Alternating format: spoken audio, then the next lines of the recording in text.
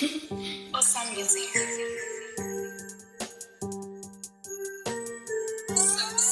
Some hello with the beats.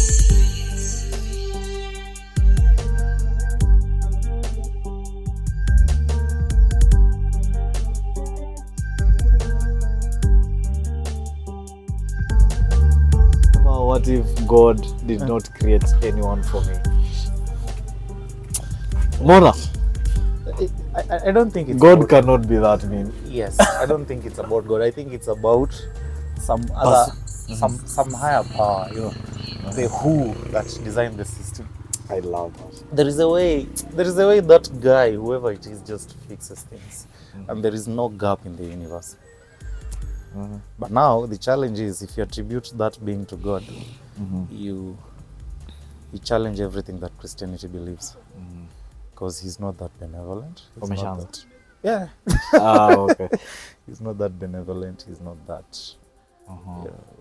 His mind, I don't think it's glued into especially goodness. Because you've read the book Thief by some guy Marcus Zuzak or something. It's a novel whereby the narrator is death. Very, very interesting. And the opening line is, first the colors, then the humans, I don't know, something like that. First the colors, then the shadows or something. That's how I view life, or how I try to. I am everything, but not fair. I'm good, I'm admirable, I'm everything that can ever be, but I'm not fair. Yeah, so I think this guy who designed this system, he's everything but not good. Good being, good meaning Human understanding. yes, human understanding, sympathy, empathy. Okay. But he's intelligent. He's He's powerful. a fixer. He's a fixer. He has a way of taking care of things, but just not in the fair way. Okay. Yeah. So, yeah, I think it's wrong to think that there is no individual who was created or put in the world to press those buttons for you. There certainly is. We meet some of them earlier, we meet some of them late, but there certainly is. I remember I was having a conversation with a friend of mine, and she was asking me, are you sure you understand what I'm saying? And I could see later, when I grew up, I could see this is someone who was like trying to lift me up from wherever I was. Like, I was young, I was naive, I wasn't thinking straight, but I still had this energy. So they were trying to extract that from me. But then they feared that maybe I wouldn't see it that way. They feared that maybe I wouldn't understand what they're doing. So are you sure you understand what I'm saying? So you see, I think that's one person who was placed in my life to press that button. But then she wasn't sure if this is the right time to press those buttons. Time also is a concept that affects that. Yes. Now, I think that this is a beautiful conversation already, and what I've been thinking of, what is my personal contribution towards making that button to be pressed possible? It's very possible that many a times people come into our life, they really, really want to help us. They really want to be there for us, but somehow, for some reason, we keep pushing them away. Sometimes they try to hang in there. They really do their best in the best ways they know how, but we really find a way of pushing them away. Today we live in a system where we can block people, we can blacklist them, we can go ghost viewing, and we just become ghost, and we never allow them into our lives because we are not probably ready for it, or we fear something, or because the world systems are always proving to us that many things that appear to be good, they end up being bad. So we push away many a times the good, and that leads us not to allow them to press those buttons, And so I think one of the greatest challenges we have, and maybe the real questions we should be asking, is, what is my personal contribution towards allowing these people the person to press that button in my life, to do that, God, or the design of the system wouldn't I don't think it would be that mean not to allow some people into our lives to do that. Today we are thinking we're in a world system where we know there are destiny guides, you know, the people who just guide us, and there are people who will always be there along those paths. You know, my experience has shown me that as I move from different systems of life, I was in primary school, high school, and now I'm doing higher studies. Now, I think in every setup, God has somehow, or the design of the system has always placed some people on those lines who make my life bearable. And while sometimes you might never keep that contact when that phase of life is done, I'll always know that God placed those people there. So for me, they become destiny guides, destiny people who we walk, journey with, and also in the better scheme, grand scheme of things, I think He also throws somewhere there the destiny deliverers. You have heard of people using destiny deliverers. These are people who just come and that right time and they deliver us to where we are supposed to be. Well, some of us manage to keep contact with them, and some of us, sometimes we never keep contact with them. And does it. Their role is done. Their role is just to be there, deliver us to the next level. And there are people who say, some destiny deliverers are this good. Look, you really don't need to pay me anything. I think this was just my role to help you see this and deliver you to this. I wish you the very best. We cut it here, and they are gone, and they are gone. And you keep the memories of them will always be there. And you know, we keep thinking about that. We keep thanking the supreme being for such persons, you know. So I think those buttons are always there. A number of affirmations those buttons are always there in our human persons. Those buttons can always be pressed, but sometimes it takes time for them not to be pressed, but they will be pressed sometime at the right time, opportune time. Well, I think when the intelligent designer decides this is the time for the button to be pressed, it will always be pressed. It will align the right people to do that.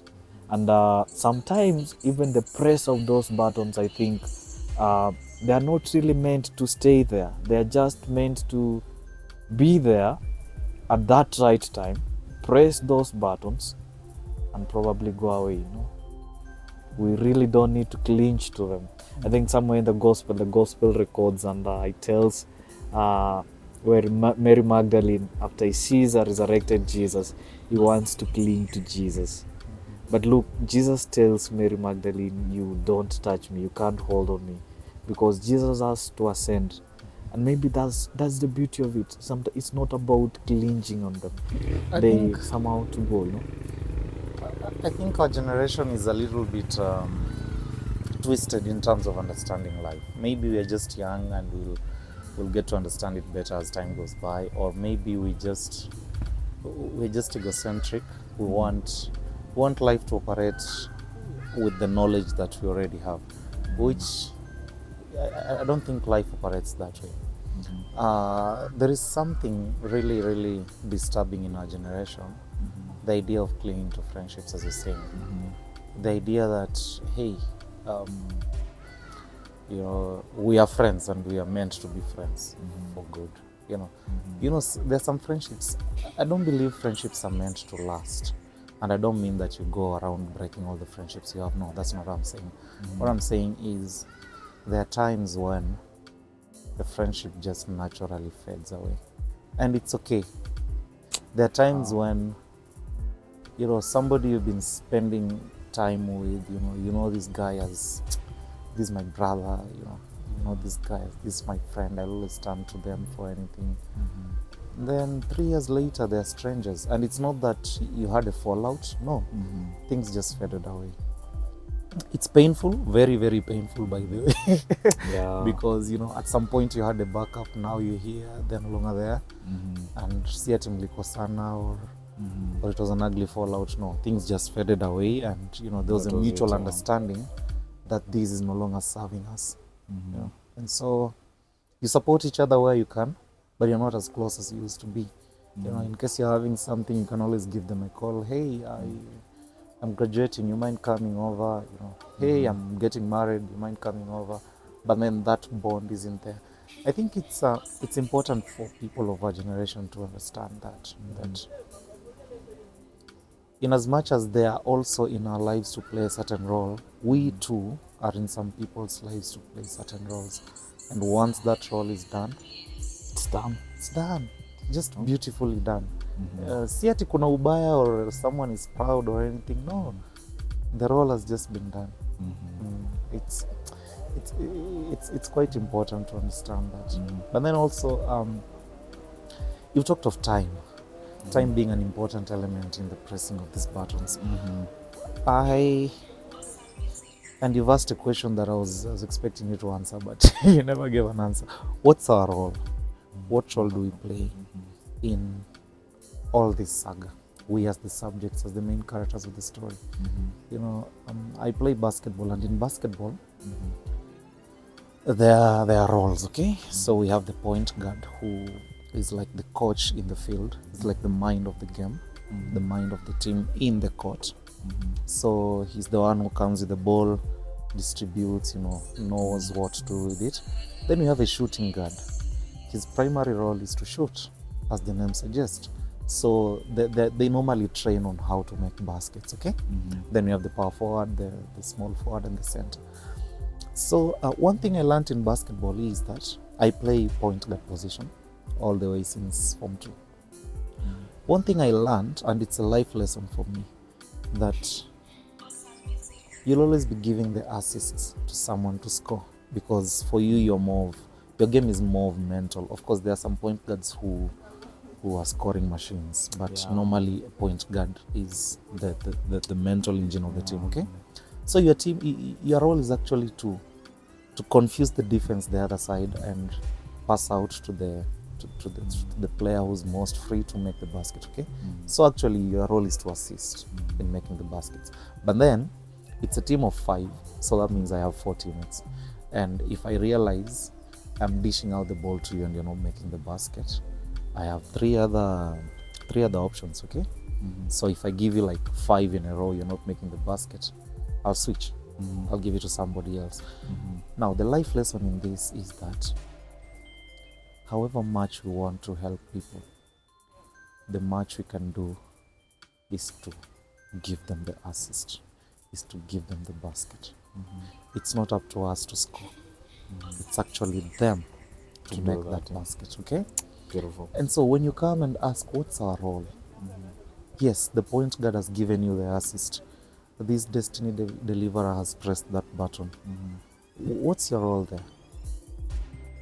In your opinion, what should we do to make sure that we don't miss these opportunities? Of course, you have to score. You have somebody has laid all the conditions down for you. He has given you the favorable conditions. Now, what do I do with the favorable conditions? A stable environment for me to do whatever I want to do. The best I can do is to glow, to shine, and if need be, I extend the same gesture even to other persons. I keep pressing other persons' buttons. I think the genius of these buttons and codes is that when yours is decoded, then you really need to decode the codes of other people. Yes. And I think the wiring system of the designer and designer's mind is these codes should keep decoding the other codes. Now, some guy somewhere in some session said maybe what the universe is waiting for you to do is to realize what you really need to be doing. And when you realize that, you start doing that, then you will help other people to realize their own things. Maybe we keep doing that, and realizing that is we decode ourselves. We manage to allow those buttons to be pressed, and when they are pressed, we realize become more better. We also help other people to decode their own. And I think the design of it will want us to really do that. For us who are Christians, we'll subscribe to God, because God who does that to us. Now, another question that really comes out of this is it's very possible that our codes can be decoded and we really fail to use them, or alternatively we decide to let them to die out, you know. They rust, they get rusted, they can no longer be able to decode the other codes, you know, because there's something that we are doing that leads to the buttons going bad, you know. So the genius of the codes being decoded should lie also in making it useful by keep decoding the others. Now, what does that do? It makes the code to be useful, to be always on use. Something that's always on use is something that will always be becoming more effective, more efficient, and Evolution theories, Charles Darwin. yeah, and it's easier even to see that this person really just needs some this and this, some little fine tuning, and does it. In somewhere in the philosophical world, we think of fine tuning, that there's a way the world is so much fine tuned in a way that everything will end up, the fine tuning ends up in making an anthropomorphic person, the anthropological person, to enjoy the realities of the world around him.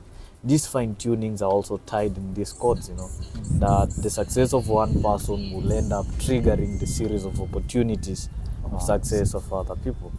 And I think these are the fine tunings that sometimes we borrow from such world thinking. While you're speaking, something came to mind. What happens when you realize that you are actually, okay, I don't know, this might sound strange, but there are times when you meet an individual, totally a stranger, and you're like, hey man, I see potential in you, and I'll go to do everything I can to help you, you know, rise up, okay? And along the lines, you realize that actually at some moment you have to, in the Christian world, empty yourself so that they can rise. That means maybe you're going to put a stop, not a stop as such, but it's going to affect your personal growth.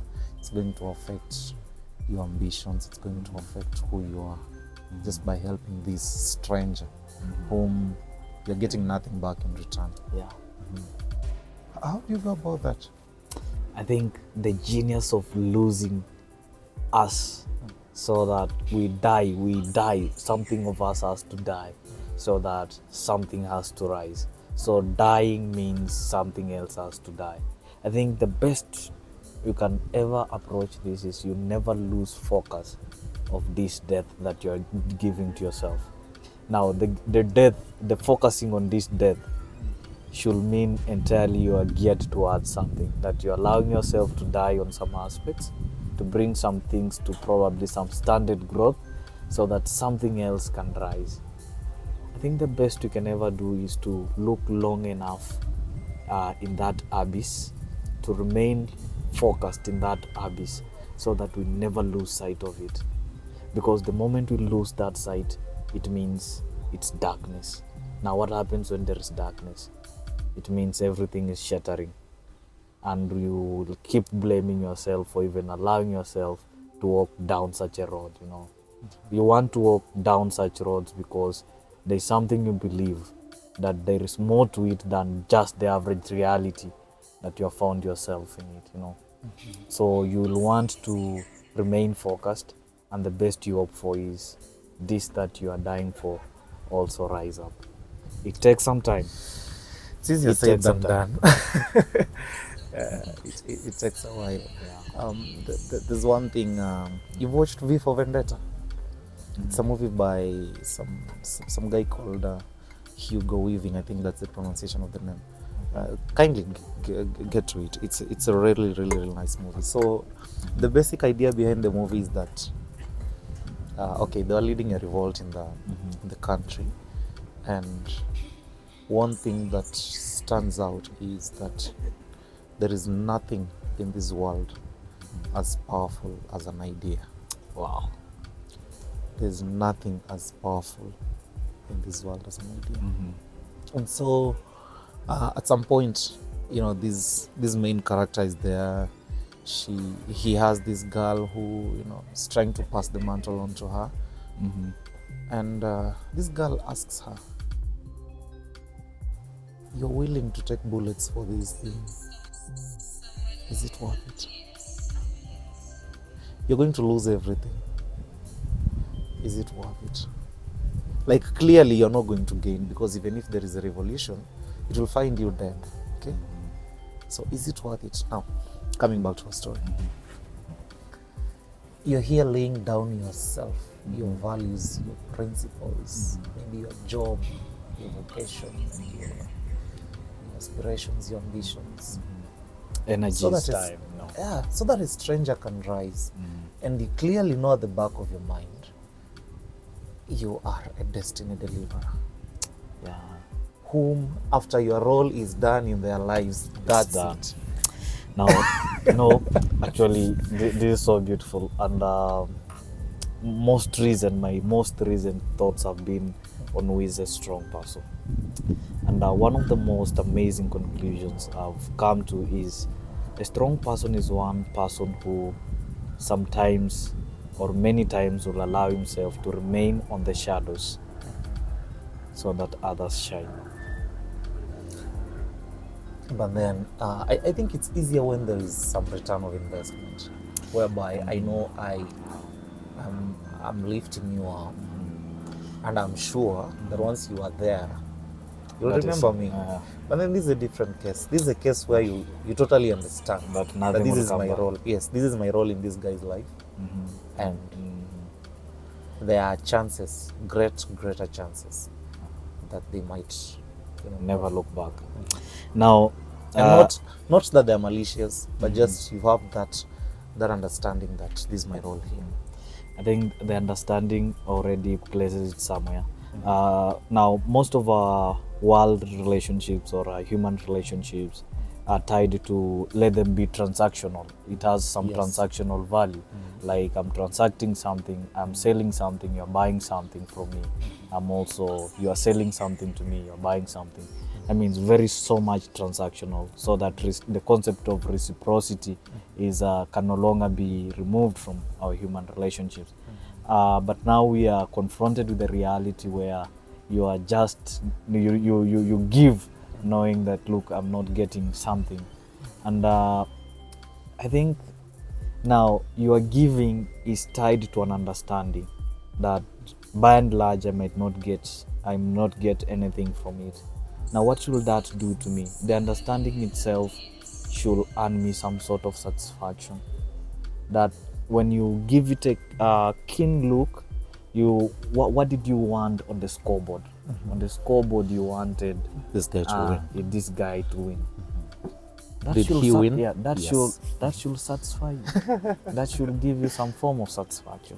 And I think this is the beauty of all this. But the best we hope for is that we get to human relationships where we feel part of it.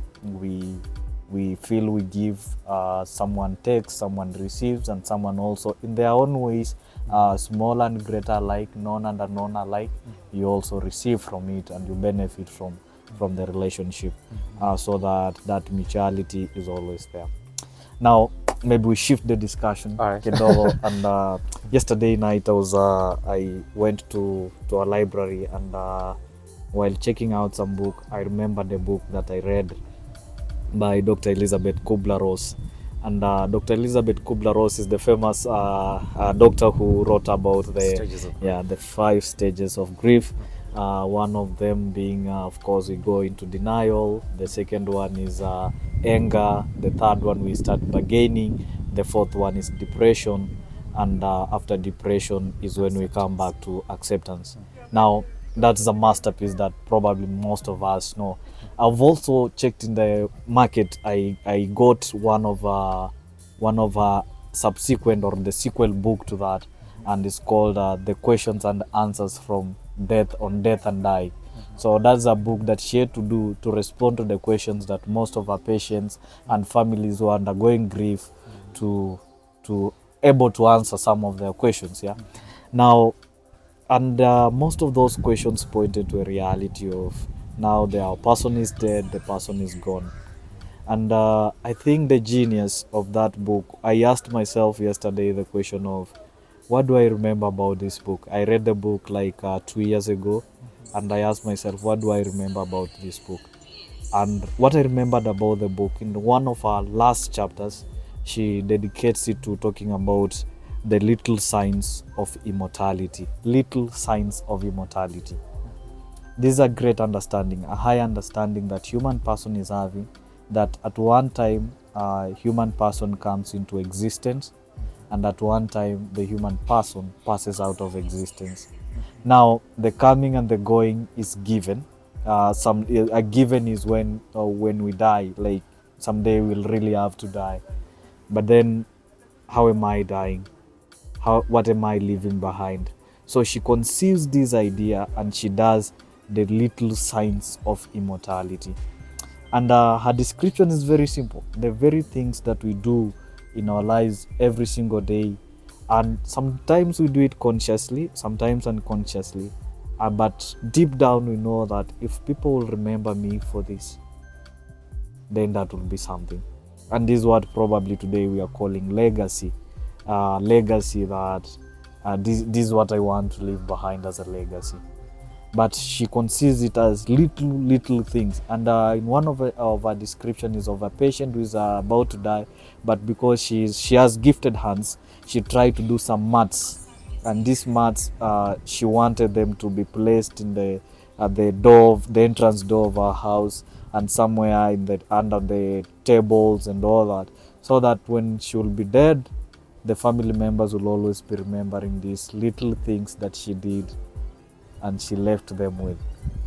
Maybe, I thought about it, and I think we do that. I think in our own ways we do that. We keep doing things here and there, and sometimes we probably press some buttons in people's lives, and somehow it remains with them.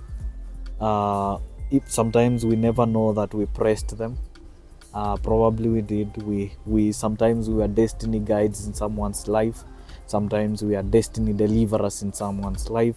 And sometimes there are these things that we did, ideas that we brought on table that became revolutionary in a way. And I think when you think about this, when you think about all this in such a context, you will always have passion to do the things that you keep doing, because you just never know that probably that is your little sign of immortality that you leave behind, And it's an idea that is so much far-fetched because we don't want to talk about it, but deep down human person will want to live forever, but he also understands he has to die someday. So what do we bring in shape with this? Now I'm dead, I'm gone, then what next for me? I know our Christian understanding, we have the idea of resurrection and the entire reality of heaven and hell, judgment, and all these eschatological realities. But then what do I leave behind? What remains? And that sends me to, maybe, I don't know about you, but I think of maybe the things we keep doing these days, you in school, and the things you do for people sometimes, the basketball you play, the things that will remain with, and we'll keep seeing you as a pointer guide in the pitch, and you say how, it's a mental game now. You do the mental role. You have to be the mastermind of the game. You work behind the scenes, in your thoughts to plan the move of the baskets. And maybe that's what will remain with, Yeah, quite true. But I'd want to, when you talk about legacies, it's a broad thing, right? And it's and it's nice dying that you're leaving a legacy behind. Be it in the field of wealth, be it in the field of spirituality, be it in the field of any profession, be it in the field of just interpersonal relationships.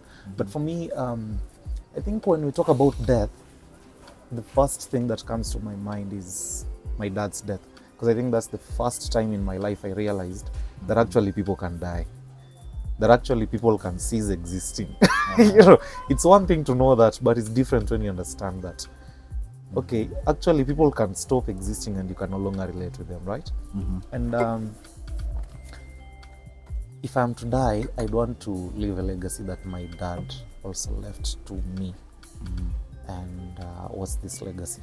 Those who know me, they're familiar with the IHNDY phrase, you know, I have never doubted you. And I think that's the greatest gift that my dad left me, like a gift of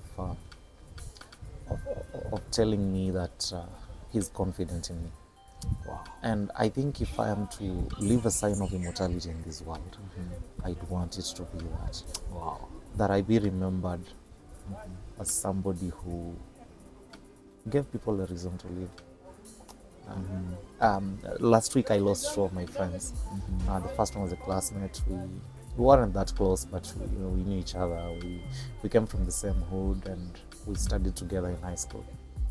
Then the second one is a priest who actually ministered in my parish at some point. And when I received the news of his death, of course he was sick. He was really, really terribly bad in terms of health. And his death was a relief because at least he was resting from the sickness. But also, that doesn't mean that we didn't feel the gap he was leaving. And when I tried to process that information of his death, something came to mind that, look here, this man, at some point he was on the lowest point of his life. He had gone down the drain. But then he took the effort to come back up. He didn't do that perfectly well, but he could see the heart to be a better individual in the world. And I think that's the legacy he has left for me. The idea that falling is okay. But then what do you do after falling? Do you have the heart to rise? So for me, if I'm to speak about little signs of immortality, I think I'd go in the path of the direction of ideas. Okay. What fundamental idea am I leaving in you that you'll remember me for? Fantastic. Not the wealth, not the property, not the good time we shared, but what is this one thing that I planted deep in your heart, deep in your existence? And so for me, I feel, yes, what Kubler-Ross is saying is quite true in terms of immortality, little signs of immortality. Yes, we want to live, want to keep living, want to keep existing, but then not existing as this, but some signs. And for me, I think I'd go in the direction of ideas. If I'm to exit this world today, I know there are some people who they'll remember me for ideas. For sure. Fantastic. I'm one of them, and I'm really honored to know that. Now, on the same line of thought, on the little signs of immortality, 2 years ago I met Mark Manson in book, and one of his book he wrote, I think one that most of our markets are selling, is The Subtle Art of Not Giving. Yeah. And now in that book, he dedicates one of his last chapters about death. Somehow, for some reason, death is always thrown on the last chapter because man want to live, And now on death, he writes something about living on the sunny side of death. Now, Mark Manson, he uses some kind of reverse thought system, a reverse thought kind of psychology to challenge humanity in their way of doing things.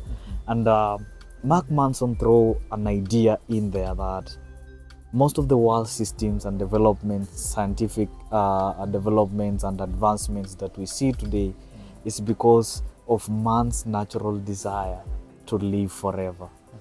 And so the legacies that we see today is because of that deep innate desire within a human person to live forever.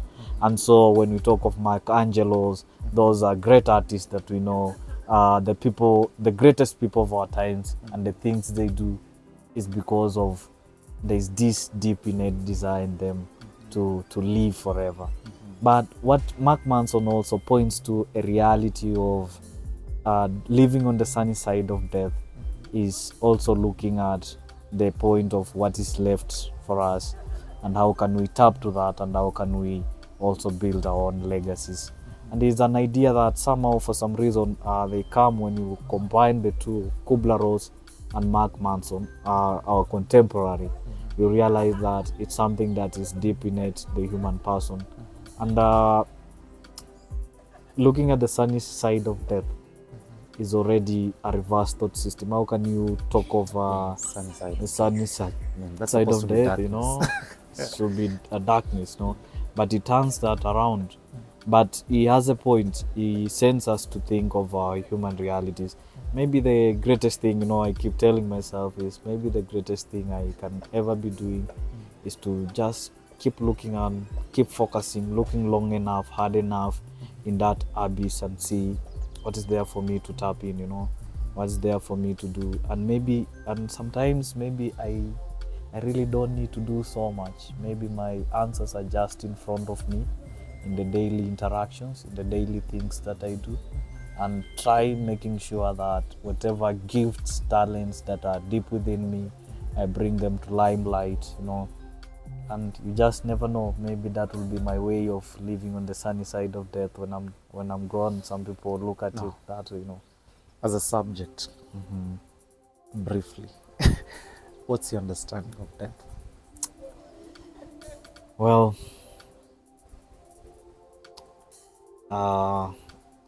one thing I know about death, and I should say about it, you know, when it means when that phase of life, when that phase of breathing is done, it's actually done. You know, it's a sad story. It's a sad thing. We don't want to interact with that. And I see the taboo why many books, many people don't write about it. And if we write about it, it's just we write about it in terms of handling grief, but not the death itself, because it's a mystery that somehow for some reason remains there. But what I know about death is a shameless thing. It's shameless because it drops anyone, you know. No one can go against it. When that time comes, you know, it has come, and when that phase of life is done, you know, it's done. But death does a number of things to us, and one of them, in many ways, it calls us to think about someone's life and when he was there with us. I think many deaths that we have experienced in our lives will always leave us ask questions like, is there something that I really could have done for this person to even be more better? Are there conversations that I wanted to have with this person that probably I will never have? Or what is these things that I did with this person that forever will remain with? I think death, by and large, doesn't leave us with answers.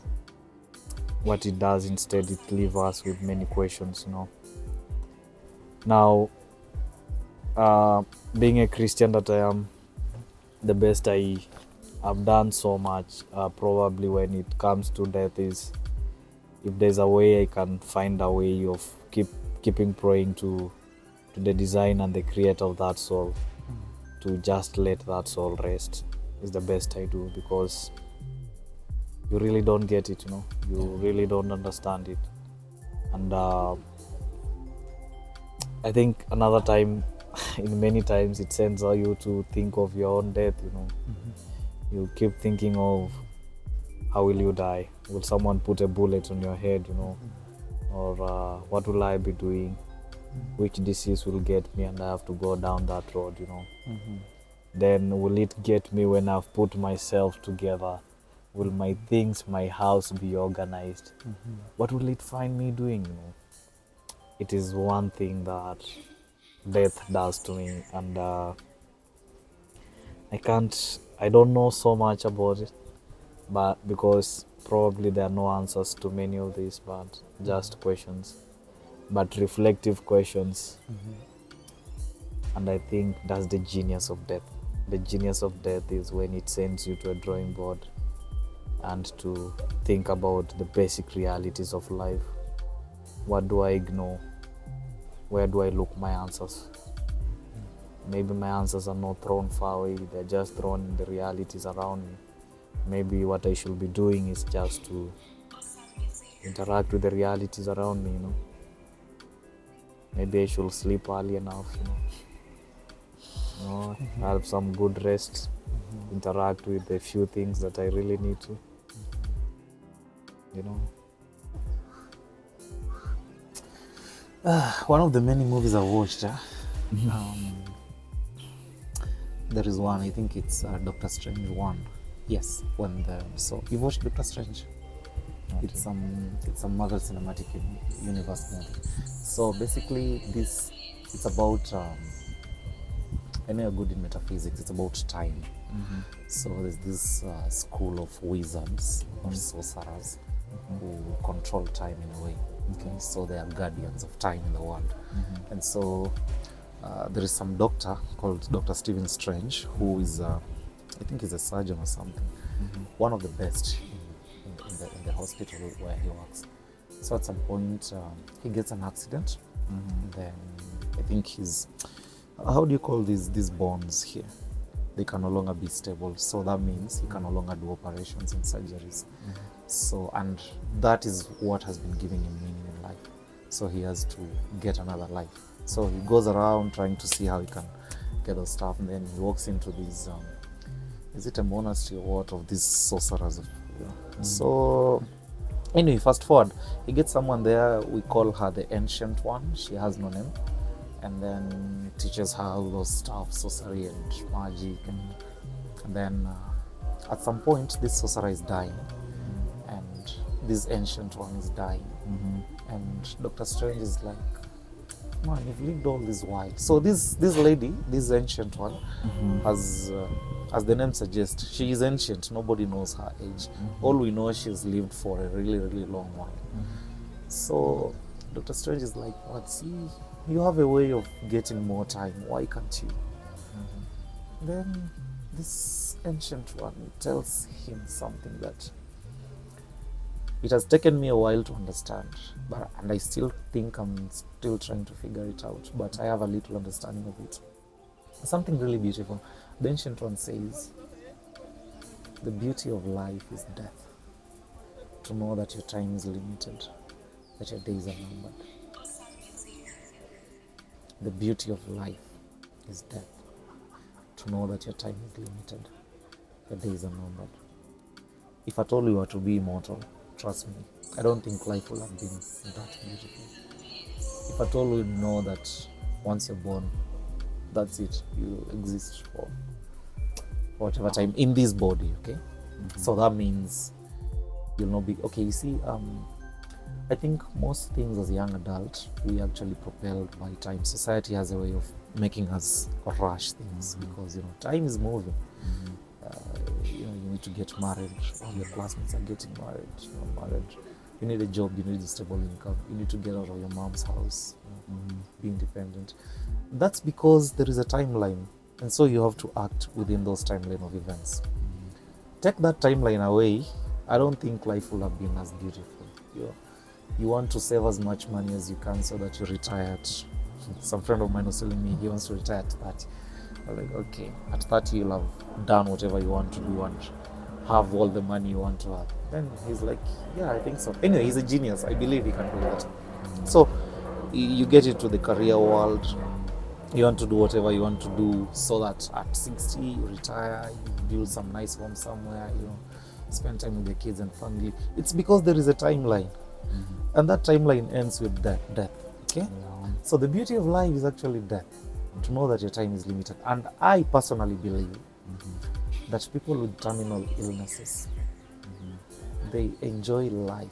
They embrace life in a way that we normal people can't.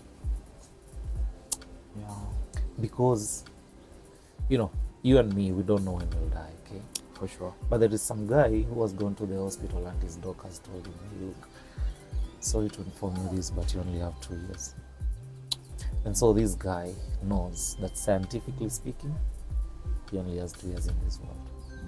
Trust me, he'll do everything he can to be a better person and to leave this world a better place within those 2 years. And like you and me, who have no idea when we'll go. Sure. You know what I'm thinking? Just to bring the segment down and to clear it up and finish it up. What's the best you hope for?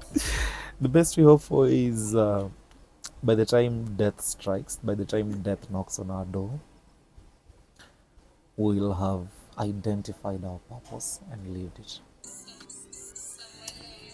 You should read the book. I think I have a PDF copy of it somewhere. It's a very, very nice novel. Imagine a novel where death is the narrator.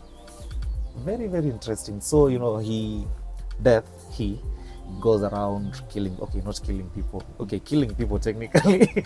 Then one day he meets this lady, this girl. And everything is just different about this human. He has killed a number of people all through history. But then he meets this specific lady and things are just different. You should read that book. For sure. I wouldn't mind starting it today. Yeah, I'll send it to you. I really need that. You know what I'm thinking? Yeah. It can't get better than this. Maybe keep thinking about this. And as you said, when death will strike, we hope we will have identified our purpose and lived it. Now it's one thing to identify, it's another thing to live it. It's one thing for your buttons to be pressed, to decode your buttons, and it's another thing for you to keep decoding other people's buttons. I think we cut it here, man. It was fun. This was nice. This is the first time we're doing this. Hope we'll have more of this as time goes by. Thank you and peace. For sure. Awesome. Be up, man.